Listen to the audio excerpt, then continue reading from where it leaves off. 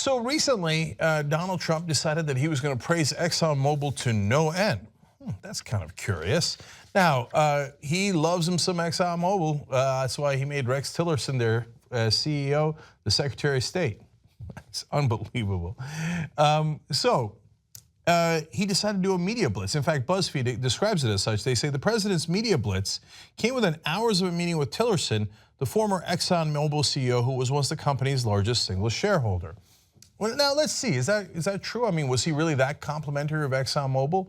Let's watch. Pleased to announce that the great company ExxonMobil is going to be investing $20 billion in the Gulf Coast and the Gulf Coast region. It'll be 45,000 jobs, and they're great jobs, $100,000 average. And this is something that was done to a large extent because of our policies and the policies of this new administration having to do with regulation and so many other things. So I said we're bringing back jobs. This is one big example of it. So I just want to congratulate everybody, and I want to thank very much ExxonMobil, special company, special people. Thank you. Okay, now the specifics of how many jobs are going to be created, et cetera, Donald Trump's a pathological liar. No one can confirm any of those numbers. But was that a giant ad for ExxonMobil or what? So Tillerson has a meeting with him. He does that ad, and then the White House puts out a press release. Now, let me read you, this is awesome, what ExxonMobil lobbyists wrote. Then I'm going to read you the White House press release, see if you could find any differences. So here's a press release from ExxonMobil. ExxonMobil is strategically investing in new refining and chemical manufacturing projects in the US Gulf Coast region to expand its manufacturing and export capacity. The company is growing. The Gulf expansion program consists of 11 major chemical refining, lubricant, and liquefied natural gas projects at proposed new and existing facilities along the Texas and Louisiana coasts. Investments began in 2013 and are expected to continue through at least 2022. Now, let me read you the White House statement on this same issue. ExxonMobil is strategically investing in new refining and chemical manufacturing projects in the United States Gulf Coast region to expand its manufacturing and export capacity. The company is growing. The Gulf program consists of 11 major chemical refining, lubricant, and liquefied natural gas projects at proposed new and existing facilities along the Texas and Louisiana coasts. Investments began in 2013 and are expected to continue through at least 2022. In other words, identical. To be fair, I looked. There was one difference. They spelled out United States at the White House press release.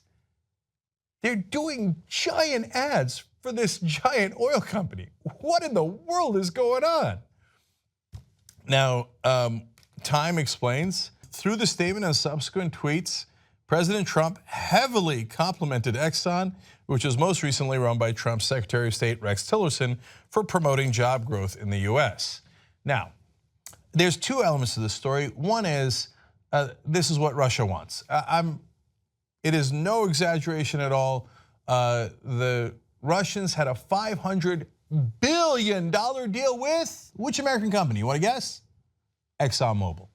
And the sanctions that Obama put into place blocked that $500 billion deal. So now the Russians want those sanctions removed. Trump winds up getting helped by the Russians in an election. I'll just leave it at what's in the public record, okay?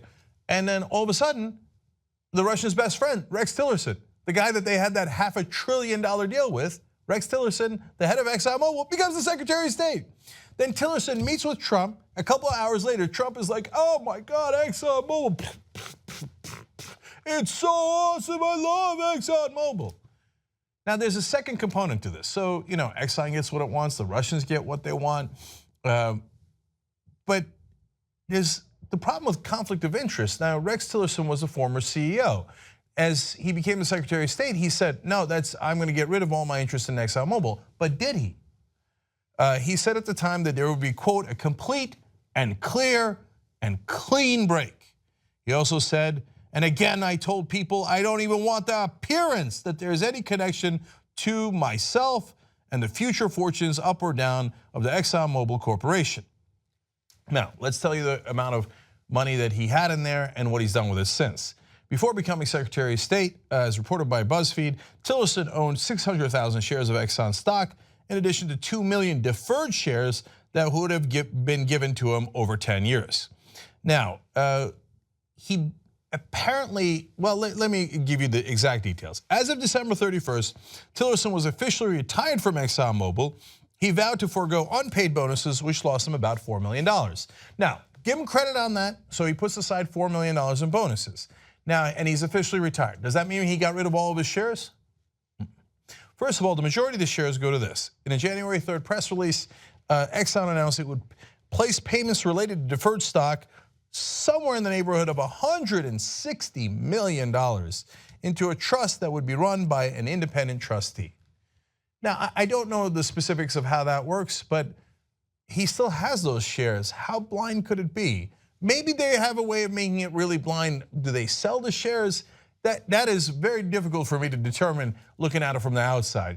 But okay, he still has wow, he put aside $4 million. He still has $160 million in deferred shares coming over the next 10 years.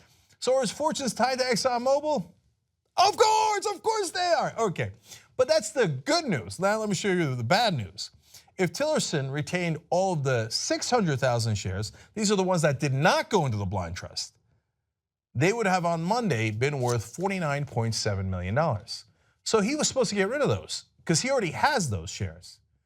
He didn't get rid of them, not yet. And while he still has those shares that are worth about $50 million, Donald Trump does a giant ad for ExxonMobil. And then the markets will react to that, and the stock price could easily go up of ExxonMobil. And then look at that guy who happens to own at least 50 million shares. Right before he sells it, might have a nice little bump up in the price. The corruption is so obvious. They're slapping you across the face with it, and they're just laughing at you. Like, yeah, of course. I'm going to do an ad for ExxonMobil. Rex is going to get rich. And then the Russians are going to get rich because they're going to do that deal with ExxonMobil. I took a guy who's totally unqualified, never been a diplomat in his life, never even thought about it, and I made him our Secretary of State just so he could do deals like this. They're not hiding the corruption. It's in plain sight.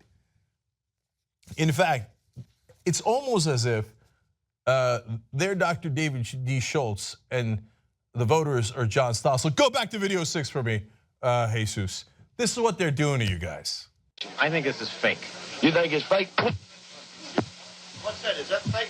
Huh? What the hell's wrong with you? That's open hand slap, huh? You think it's fake? You come like that with his face? Huh? What do you mean? Don't let them do that to you.